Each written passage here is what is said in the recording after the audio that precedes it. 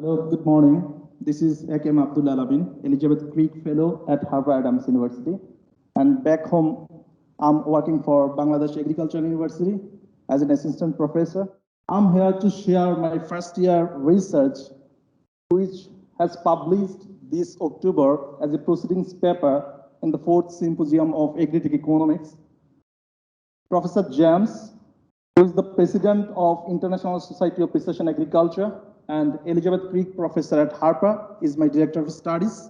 Kit and Professor Carl from Harper Adams University are the co-authors. Background of my research: the post-war agricultural intensification through input use agricultural mechanization in Great Britain entails biodiversity loss, and the United Kingdom continually adopting larger fields and larger equipment for labor productivity. Here is the picture. You are seeing that the giant tractor with large fields, and the use of such kind of large tractors always accelerate the loss of non-agricultural biodiversity, removal of hedgerows, and increase the GHG emissions and soil compaction. In this backdrop, autonomous crop robotics are hypothesized as a sustainable intensification solution. Here is a short video of our hands-free farm operations. It's the whole farm operations. We are dealing with soil preparations, that is the drilling, spraying, and harvesting. The study adopted the well-accepted definitions of my director of studies, which is published in several articles, and where he mentioned that mechatronic devices are mobile, have the decision-making capacity, which accomplish arable farm operations through predetermined paths and itinerary. But without the direct human labor or operator, we only need some labor to supervise the autonomous equipment. To shed lights on the research gap, the study hypothesized that autonomous equipment would make it possible to farm the small fields profitably. Here is the hands-free farm. You are seeing the harvesting operation. To achieve the objectives of the study, we use the experience of the hands-free hectare demonstration projects. There is no readily available software for calculating field times and field efficiency, even though softwares are available for tracking and transportation sector.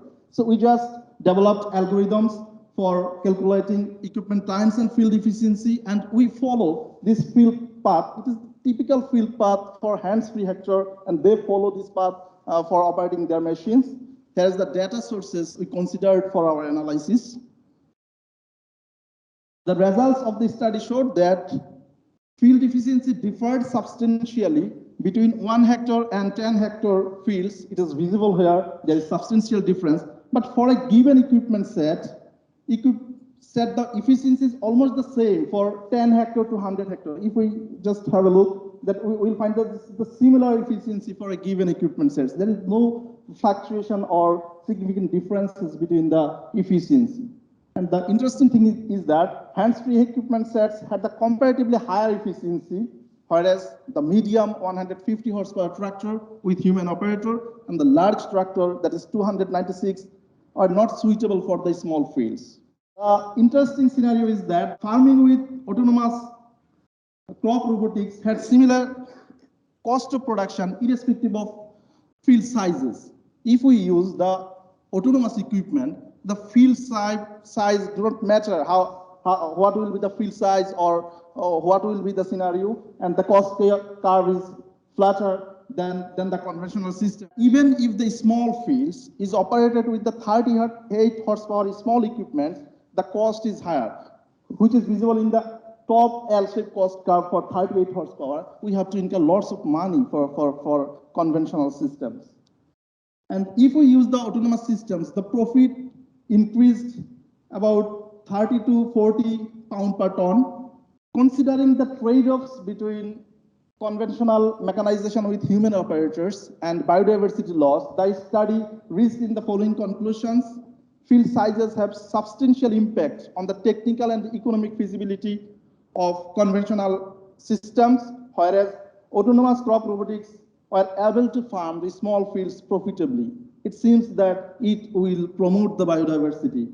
And irrespective of field sizes, crop robotics have the economies of size advantage over conventional equipments, and the autonomous system diminish the pressure of field enlargement and encourage the environmental land management scheme and agri environmental schemes. We know that the labor is scarce, agricultural labor is difficult to hire, and the wage rate is increasing. So autonomous equipment will solve this problem. For further information, visit our published proceedings paper, which is available here. If you have any questions, please raise your voice. Thanks for your patience hearing.